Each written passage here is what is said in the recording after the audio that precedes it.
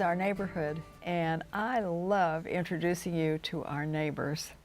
And this one is in Shawnee. That's right. And she is an author of children's books. Her name is Angela Cervantes. That's right. And she is, well, we have the most interesting thing to talk about. But I have to tell you a little bit about her. She noted, because I read all this stuff, Angela, and she noted that when she was little, she felt invisible. Mm. And why was that? When she didn't read, she didn't like books. Well, I did read, but I never saw characters like myself in books at all. And I used to read through every book that we had at home and every book that my teachers would have in their classroom. But I didn't see characters like myself, like my brothers and sisters, my community, my friends. And what I mean by that is like people who had names like mine, Angela Cervantes, Garcia, Valdivia, Muñozes, Ortizes, kids that celebrated, La Posada, just right alongside Christmas, people who celebrated Dia de los Muertos, right alongside of like Thanksgiving. And I always sort of like would look at books and be like, well, if they don't have people like me in them, why should I read them? But you know what's interesting? Even today, you left out Cinco de Mayo. Yeah. And people take that, they have a party, the yes. bars all set up, but they don't realize that Los Zapatos, that was the Mexican Revolution. Oh yeah, and and when I grew up. And it took place in Veracruz. Yeah. That's where La Zapata was, or yeah. La Zapata. La I get Zapatas, my, okay. I'm a little bit rusty, I'm sorry about that. Sure. And, but Veracruz is right in the lower part of Mexico, and people don't know that still. Right. But it wasn't just the books that were invisible, it was the culture and the community. That's exactly right. That was invisible. Absolutely. The books were just sort of a sidebar. Right. And I think, I've thought about this a lot, and I think that because the Latino community they were basically workers that came into work. So they didn't integrate into the community as a whole. They stayed, and I call it they clumped. Okay. And they clumped on the west side of Kansas City. And so people used them as workers in their home, but they didn't have them as neighbors. Sure. And so they remained invisible, and only a few of the families really earned a lot of money in the early days. Sure. And where I grew up, I didn't grow up on the west side, but it's a community that's very similar to where I did grow up, which was Tequila, Kansas. And it was called a neighborhood called Oakland. And it was right there by Santa Fe Railroad, which was once called Santa Fe Railroad. Yeah. And a lot of, like my grandfather came over working on the railroads. Oh, a lot, yes. So a lot of our grandparents came over. And most of those were Mexicans rather than Central or South America. Exactly. Yeah. They were Mexicans, and then they, stayed, they settled into homes, and then they had first generation Mexican American kids like my father. I'm second generation. So we grew up in this community, and I think there's something to be said about wanting to live in a community that that shares your same culture. It's comfortable. It's comfortable, and there's safety in numbers too. Yeah. You felt safe, and you knew that you could celebrate all these wonderful fiestas and las posadas and these holidays that are special to you, and they were all usually surrounding a church, just like the West Side surrounds, Sacred Heart Church? Our community surrounded Our Lady of Guadalupe Church in Topeka, Kansas. So religion, family, culture, community was all part of that nice upbringing. And in Kansas City, Guadalupe Center has been there for a long time and held that community Amazing. somewhat together. Yes. But it's interesting. When I first started teaching school, we used, and some of you will relate to this, Dick and Jane were the... Oh, yeah. Yeah, okay. Sure, familiar. Well, Dick and Jane, if you recall, they were all Caucasian. Yes. There was never a child of color right. In those books. Well, the years kind of passed, and the publishers responded somewhat to the pressure that was exerted from the public to be inclusive. So they decided they would put some African American children in. Well, the African American children looked just like Dick and Jane, except they were slightly brown, just slightly brown. And it was kind of funny if you really, I mean, Right. the whole concept wasn't funny, but to look Sure. at them as African American children was funny. Mhm. So the pressure built again, and then they introduced children of color into the reading series. But the Hispanic or the Latino community was not the only invisible community That's absolutely in right. those early days, and it wasn't. But you know, a lot of people turn that isolation or resentment into something negative. You turned it into something very positive. Yeah, absolutely. For me, it was, I loved writing so much at a young age. I used to write scary stories and tell scary stories on my blog and write poetry. My sister and I used to write limericks back and forth to each other. So I just kind of decided very early on that the one way I could make a change was by writing stories for kids just like me, with these really wonderful characters that reflected my community in a positive way. And not necessarily only in a positive way, but just that we were seen, that we had voices, and we were diverse characters within our own community. So yes, absolutely. Well, and you know, I read an article in the paper about Kevin Wilmot. Kevin Oh, Wilmot yeah. is on the faculty at KU and African American, and he and Spike Lee have just won an award at the Cannes Film Festival. Yes. And somebody said to him, well, this is about the Ku Klux Klan, actually, this film. But he's done several films, but they're all around African American culture, people, and they all carry a message. And somebody said to him, well, you always write about black people. Why? He said, well, in case you didn't notice, I'm black. So I write about people that I know about and that... I like that answer, yeah. Yeah, Yeah. yeah. So I think that you have essentially done this too. Well, Yes. this is a really interesting, this is Coco. And some of you will recognize Coco from this is the Mexican or the Spanish version. Yes. And this is the English version. So we got two Cocos here. That's right. But you'll recognize Coco from the film and his dog Dante. His dog Dante right there. There he yep. is. Mm-hmm. And we'll talk about Dante in just a minute as the dog and as a piece of material that is sold. But this whole thing worked backwards Well, it because did. this was a film, That's right. and one day she got a call from Disney Disney. and Pixar and said, would you write a book? That's Now, right. that is really backwards. But I do not know, how did Pixar find you in Shawnee? You know, it was actually Disney Worldwide Publishing that reached out to me. It was a senior editor there named Heather, and Heather wrote me a very short, concise email that said something to the effect of, hi Angela, this is me, I'm blah blah blah at Disney Worldwide Publishing, and we're familiar with your first novel, which my first novel was Gabby Lost and Found, published by Scholastic in 2014, so almost a good 4 years ago. Yeah. And she said, we just want to know if you have the time and the interest to work on a junior novel for our upcoming movie with Pixar I called bet you Coco. nearly passed out of the picture. You know, I thought it was a joke. joke, actually. I thought it was a joke, and I just thought, because it was so short, it was so brief, and and I do get some strange emails. Ever since I've been this published author, I get strange emails all the time, so I kind of just put it away, and then I just kind of started Googling her name. I looked up her name, and I saw, okay, she's legit, she's a real senior editor, and then I looked up this project called Coco and said, okay, Pixar's putting out a film about Day of the Dead called Coco, and then I responded, I'm interested, let me know more information, and I got her in contact with my agent, so yeah. See, I think that, I just think that's bizarre. It is really, because normally that doesn't work like that. You would Right. write the book and then the film would be made from the book. That's right. So when you said, yes, I'd like to, then the contract negotiations began. Yeah, that once I said I'd like to, and I passed her on to my agent, then the contract negotiations began, exactly right. Was there anything that you demanded that you had to have to do this book?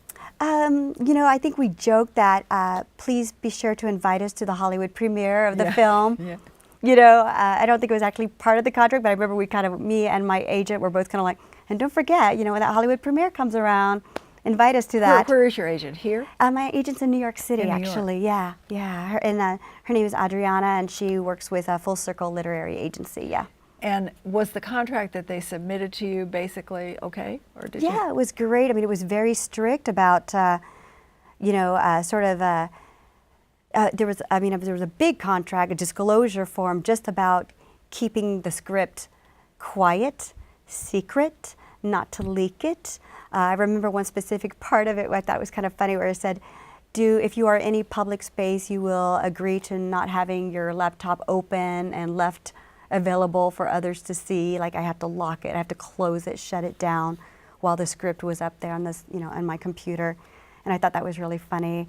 So they keep a very tight hand on their... Yeah, I mean, they don't want anyone to leak their script. You can understand. They don't want anyone to leak their script or appropriate their ideas. Absolutely. Or copy their rights in This is any Disney way. and Pixar. This is their creative the work that they do, so they're very tight about it. Absolutely. I could understand that. They sent you a copy of the script. Yes. Yes. Was the copy of the script, was it age appropriate? I mean, this book is not for little guys. Right. But the movie's for everybody. Right, absolutely. No, the script was pretty age appropriate. There were only a couple scenes where I felt like where I made little comments like, I'm not sure that this is age appropriate, but they went ahead and did it anyway in the movie. So, what can I say? So did you do it in the book too then? I did, yeah, but I actually made a note like, I'm not sure, if this scene is necessary or age appropriate. Yeah, absolutely. Because Coco is a lot younger than the readers. Coco is, you mean the book itself or No, the character the character. of Coco? Oh, well, Miguel is 12 years old. Oh, he's 12. Yeah, he's 12 years old, yeah. He's a 12-year-old Okay. boy, yeah, absolutely. So he he's is actually in that age age group, appropriate. yeah. Yeah. But Coco is actually named after his great-grandma, who is sort of the heart of the story. She is the little girl that gets left at the beginning because her father decides to go and play music for the world. And it's because of Coco's experience that Miguel, is faced in this family where like there's a curse against music. No one can play music, and yet he loves music. So, yeah. Did you find, when you read the script, did you find any cultural errors in the script?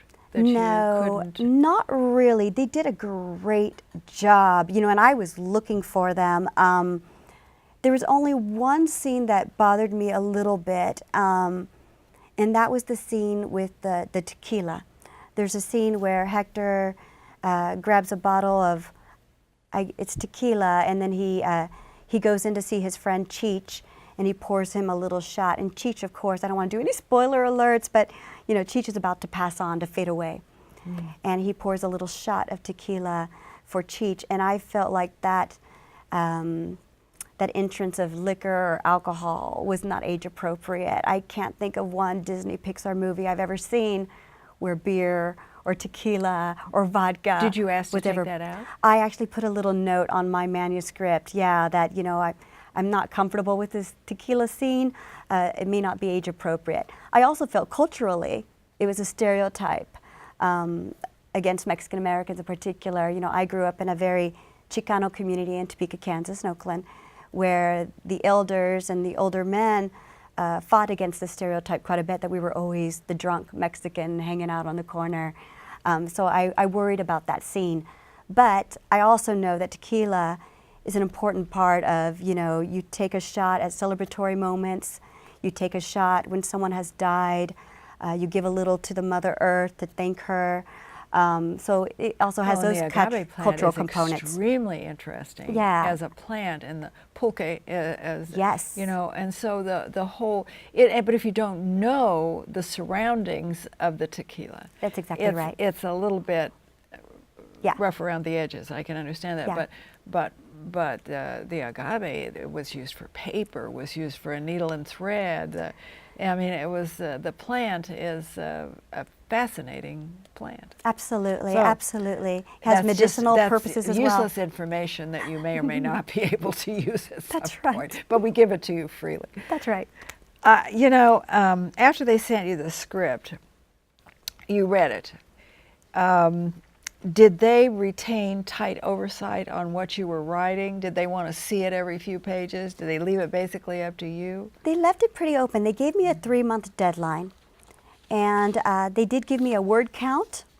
And they did tell me I could not change any of the dialogue. Aha. So they did keep something of Yes. a tight hand. So I really had to focus on the dialogue and yet build a world, a narration around it without going over the word count, and that was almost impossible. So you But were busy somehow we counting managed words it. most of the time. Yeah, I mean, I was just always over the word count, and I think I even sent it in probably about 1,000 words over, and I just said they're going to have to cut it where they see fit because I couldn't find any more areas to cut. Did they keep the 1,000 words? That's a good question. You know, I think I've read this novel since it's come out, and I don't see any obvious areas where they've chopped. So maybe they did. maybe Maybe they left got it. worn out too and Yeah. said just let her have it. It's a tough business having to chop those words. And yeah. This happens to be in paperback, but Yes. the hardback is also out. Yes. And if anybody wants to buy it, does Barnes & Noble have it? Barnes & Noble, Amazon has it. Yes. Even your independent bookseller has it, or you can check Has it it out in your done well? library. Mm-hmm.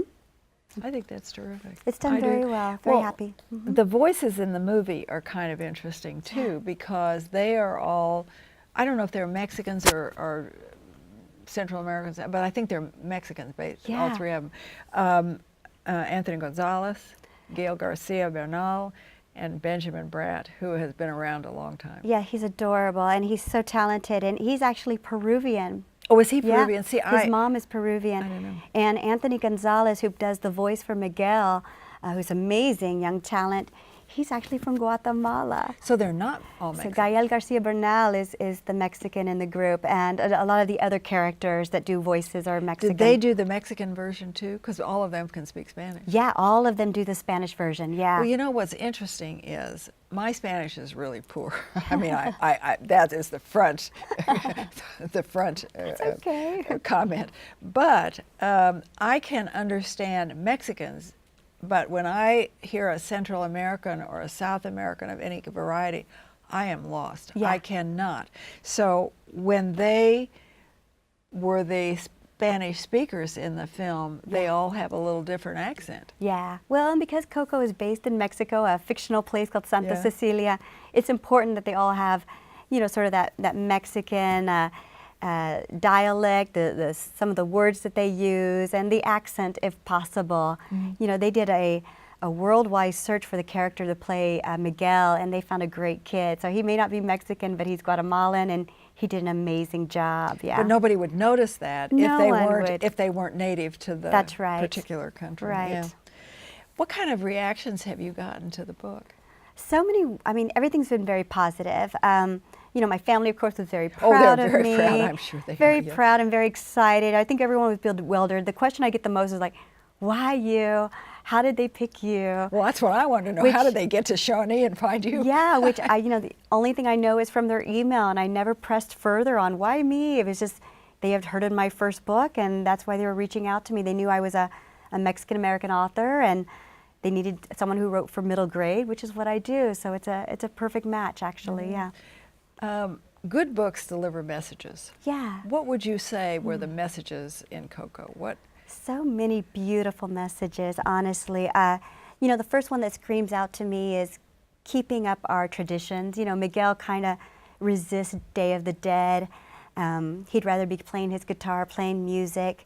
But by the end of it, he is at the end putting up candles on the altar at the end of the movie and telling his little sister who's just been born about all the different family members. So definitely keeping up our beautiful traditions, the importance of family, but also following your dream. I mean, Miguel decides that he loves music so much he's going to go against his family's, you know, year-long, generation-old belief that music is bad. And I really think there's something to be said about that, about kids sort of sometimes saying, yeah, family, you're wrong, and I need to pursue my dream. And playing music for the world, you made that little Yeah, and playing music thread for the that we world. need to pull out. That's and right. I think more of us need to play music for the world. Absolutely. Literally and figuratively. Absolutely. Let's talk about Dia de los Muertos a little Yes. bit. There again, we see all the skeletons in the stores, but many of us don't know much about Dia de los Muertos. Yeah, Day of the Dead, Dia de los Muertos. I mean, that's a tradition, a sacred tradition from Mexico that actually has roots in our Aztec heritage. It was a way to pay tribute to those, our ancestors who've passed on before us in a positive way, to celebrate life, even though it's called Day of the Dead. It's actually a big celebration of life. When we were little, we had altars. I had an altar to Andy Warhol, not to, Well, yes, but not to a that's family member, but to a great artist that I admired. And I remember on that altar, I'd put a picture of Andy Warhol, and I'd put some candles, and I would put some little pieces of art, a Campbell soup can, and things like that, just little things that could commemorate their lives. Do I think Andy Warhol ever came to my place in Topeka to say hello? I think not. No. But that's He had thousands of other altars. But the idea is that, you know, now we have one for my abuela, for a cousin that recently passed away. And, you know, it's just a wonderful way to just kind of remember them in their life. Well, but see, what I would suggest to you is the overall thought in this book is a celebration of life and culture. Yes, for And sure. through that, that's kind of a large umbrella and a big brush, but that's what I think it is. Love it. And I think that also that if we can together celebrate those things, then we would all have a better world in which to live, because we are interesting not for our samenesses, but for our differences. Absolutely. And I think that it's extremely important to recognize that. Well, you know, I don't want you to think that she's a one-trick pony here. She has written a book called Me Frida, about Frida Kahlo. That's right. And why did you pick Frida Kahlo? She Well, was a little strange, you know. She was strange to some, and I totally get that. But as a young child, to me, her art spoke to me. She looked very stern in her pictures, and she had these beautiful her eyebrows flowers. knit together, and so that makes her look eyebrows a little... knit together. She had a little bit of that mustache, which I kind of liked because it kind of said, wow, you know, this is me, and this is the truth, and this is honest. And as a young girl, I really just related to that. So I always kind of just followed Frida. I learned more about her in college. And then when I had the chance to pitch a story idea of a young girl from Kansas. Paloma. Yeah, Paloma Marquez, and who goes to Coyoacán, Mexico for the first time and gets entangled in a mystery involving some jewelry that once belonged to Frida Kahlo. I just pitched that to my editor and my agent, and they both jumped on it and said, yeah, we love this. And so that's my book, Me, Frida, and the Secret of the Peacock Ring. Yeah. And it is the age? It's middle grade, so it's still, you know, anywhere between 4th grade all the way to 6th grade. But, you know, a bunch of 7th graders in Texas read it, and they loved it. So I think 7th graders could also enjoy it. When you write a book like this, and I say to you, what age, and you say 4th grade to 6th grade, how do you stay within the confines of the vocabulary that you need to put in the book that is somewhat challenging and yet is neither too simple nor too difficult? Sure, it's vocabulary, but it's also content. The maturity of that content, is it, you know, like as we were talking about Coco, is it, you know, sort of fit that young age group? Well, same thing with Me, Paloma, Me, Frida, and the Secret Peacock Ring. It's got to be at that mature level that 4th graders through 6th graders can understand. The issues aren't too complicated, but they're not simplified either. You know, 5th graders are a pretty sophisticated bunch. I've met a bunch of them, and they like things that scare them. They like things that challenge them. They like things that make them cry. So you don't want to make anything too simple or too babyish for the 5th and 6th graders. You know, you want to be right at their maturity level. And the vocabulary, you know, really just comes with practice. You know, my mom's a 5th grade teacher, a former 5th grade teacher, so I try to keep in mind that age group when I write the books, yes. And the message here is? All about your heritage, finding your heritage and celebrating it. Yes, absolutely. See, that's so important.